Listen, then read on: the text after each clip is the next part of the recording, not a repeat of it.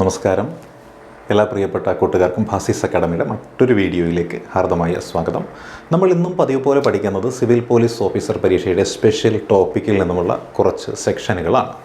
Offences against human body, അതായത് ഒരു മനുഷ്യ ശരീരത്തിന് ഉപദ്രവകരമാകുന്ന പ്രവർത്തനങ്ങൾ ചെയ്യുമ്പോൾ എന്തൊക്കെ കുറ്റകൃത്യങ്ങളിലാണ് അത് രേഖപ്പെടുത്തുന്നത് എന്നതാണ് നമ്മളിവിടെ ചെയ്യുന്നത്. കഴിഞ്ഞ ക്ലാസ്സുകളിൽ നമ്മൾ കുറ്റകരമായ നരഹത്യയെക്കുറിച്ചും കൊലപാതകത്തെക്കുറിച്ചൊക്കെയാണ് നമ്മൾ പ്രതിപാദിച്ചിരുന്നത്. ഇന്നും അതിൻ്റെ തുടർച്ച തന്നെയാണ് നമ്മൾ പറയുന്നത്. ഇതിലാദ്യമായിട്ട് നമ്മൾ നോക്കുന്നത് IPC സെക്ഷൻ 301 IPC സെക്ഷൻ 301 പുതിയ വരാനിരിക്കുന്ന ഭാരതീയ ന്യായ സംഹിതയിൽ അതേ കാര്യം തന്നെ രേഖപ്പെടുത്തി വെച്ചിരിക്കുന്നത് സെക്ഷൻ 102 എന്ന പേരിലാണ്.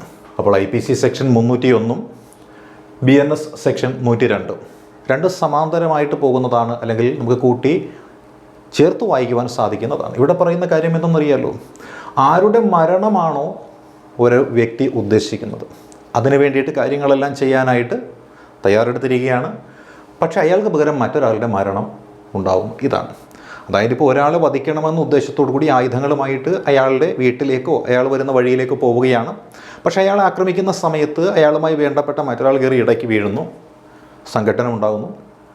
ഉദ്ദേശിച്ചയാൾക്ക് പകരം ഇടയ്ക്ക് വീണയാൾ മരണപ്പെടുന്നു. അപ്പോൾ അത്തരത്തിലുള്ള പ്രവർത്തനങ്ങൾക്കുള്ള ശിക്ഷയും മറ്റു കാര്യങ്ങളൊക്കെയാണ് IPC സെക്ഷൻ 301 പ്രതിപാദിക്കുന്നത്. അതായത് ആരുടെ മരണമാണോ ഉദ്ദേശിച്ചത് അയാൾക്ക് പകരം മറ്റൊരാളുടെ മരണം ഉണ്ടാകുന്ന സംവിധാനമാണ്, അല്ലെങ്കിൽ ആ ഒരു സംഭവമാണ് IPC സെക്ഷൻ 301 അല്ലെങ്കിൽ BNS സെക്ഷൻ 102 പ്രതിപാദിക്കുന്നത്.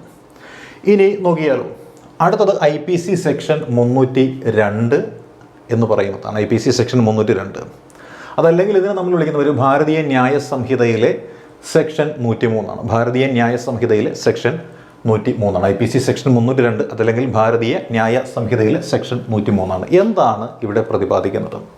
പണിഷ്മെൻറ്റ് ഫോർ മർഡർ, അതായത് കൊലപാതകം ചെയ്യുന്ന ഒരാൾക്ക് ഉള്ള ശിക്ഷയെപ്പറ്റി പ്രതിപാദിക്കുന്നു. അതാണ് IPC സെക്ഷൻ 302. കൊലപാതക കുറ്റം ചെയ്യുന്ന ഒരാൾക്കുള്ള ശിക്ഷയെക്കുറിച്ചാണ് പ്രതിപാദിക്കുന്നത്. ശിക്ഷ എന്ന് പറയുമ്പോൾ അതേതെല്ലാം തരത്തിലുള്ള ശിക്ഷകൾ ആവാം, അല്ലേ? ഏതായിരിക്കാം? മരണശിക്ഷ ഉണ്ട്, അല്ലേ? മരണശിക്ഷയാവാം. ജീവപര്യന്തം ശിക്ഷ, അല്ലെ? ജീവപര്യന്തം തടവ്, അതായത് 12 14 വർഷങ്ങളൊക്കെ തടവ് കിടക്കുന്നതാണ് ജീവപര്യന്തമായിട്ട് പറയുന്നത്. 14 വർഷമാണെങ്കിലും പലപ്പോഴും 7-8 വർഷം കഴിയുമ്പോൾ പരവളൊക്കെ അനുവദിച്ച ആളുകൾ പുറത്ത് ഇറങ്ങിപ്പോവാറുണ്ട്, അല്ലേ?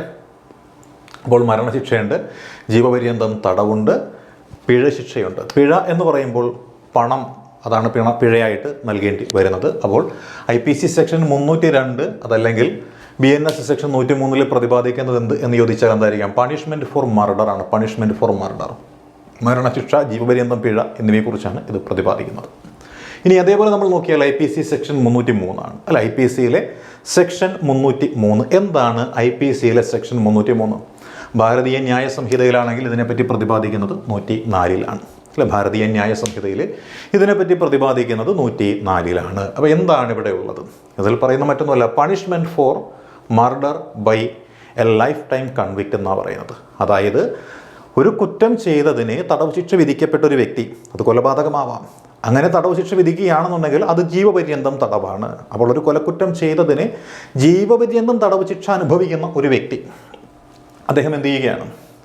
അദ്ദേഹം ആ തടവിലിരിക്കുന്ന സമയത്ത് പുറത്തിറങ്ങിയിട്ട് മറ്റൊരാളുടെ ജീവന് ഹാനിയായി മാറുന്ന പ്രക്രിയ, അതാണ് ഇവിടെ പ്രതിപാദിക്കുന്നത്. Punishment for murder by a life convict, ജീവപര്യന്തം തടവ് ശിക്ഷ വിധിക്കപ്പെട്ട ഒരാൾ കൊലപാതകം ചെയ്താൽ ഉള്ള ശിക്ഷയെപ്പറ്റി പ്രതിപാദിക്കുന്നതാണ് IPC 303 BNS 104 എന്ന് പറയുന്നത്.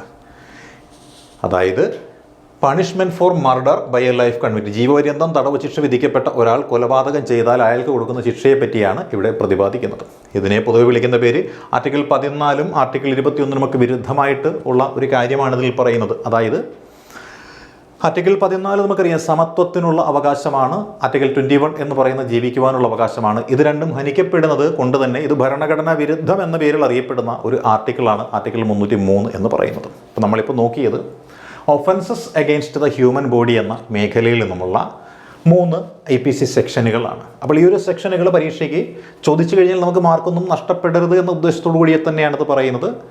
സിവിൽ പോലീസ് ഓഫീസർ പരീക്ഷയ്ക്ക് ഭാസിസ് അക്കാഡമിയുടെ ഒരു ബാച്ച് നിലവിൽ പ്രവർത്തിച്ചു കൊണ്ടിരിക്കുന്നുണ്ട്.